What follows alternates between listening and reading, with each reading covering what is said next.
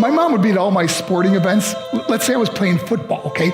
My mother would be on the sidelines, and if the play on the field started going one way, my mother would run along like, Mark, get him! I'd be like, oh my gosh. I'd get in the huddle with the other guys. They go, Mark, is that your mother? I go, no, I never saw her before in my life. The greatest gift my mother ever gave me, she believed in me. I have overdosed on drugs on 3 occasions where I should have been dead. But I believe I was kept here for a reason. You show me your friends, I will show you your future. How do I know this? I hung out with losers, and I became the biggest loser of them all because I gave up everything I dreamt about as a little boy because of who I chose to surround myself with. My friends would drive me home at 2, 3, 4 in the morning. We'd be drunk and high, laughing in the car. We'd pull up in front of my house in New York. They go, Mark, the light's on. I go, oh man, my mother's up.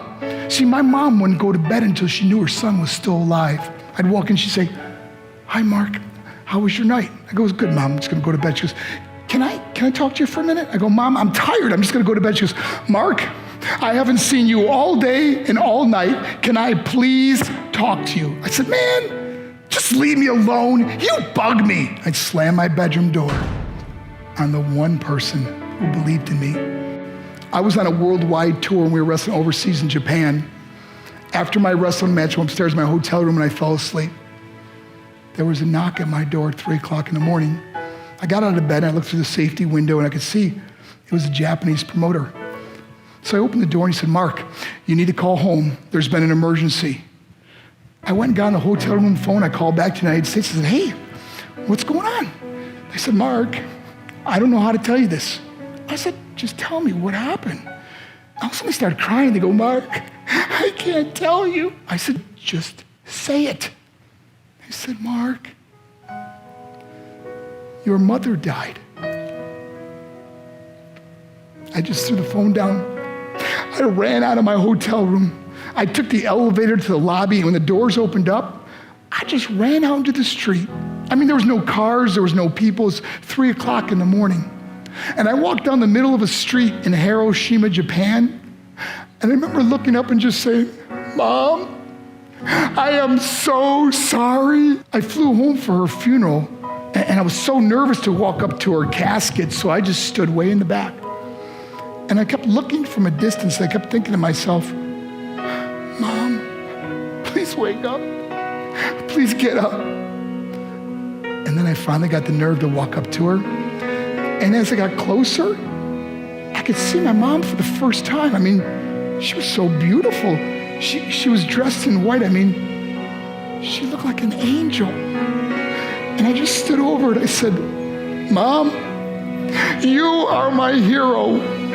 Everything I am, everything I hope to be was because of you. You loved me so much. You gave me a life. You're the only one that ever believed in me. How did I repay her? By getting drunk, by getting high, by getting stupid, by hanging out with losers? For what? All she ever wanted to do was talk to me. I wish I could talk to you now, Mom.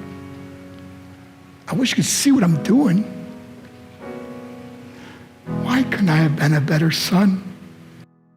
We are defined by our choices. But if you surround yourself with people involved in drugs and alcohol and pills, it's a dead end. I'm not here to preach to you. I'm here to tell you I lived that life. It leads to broken hearts, broken relationships, broken dreams, and death. For what? To get high?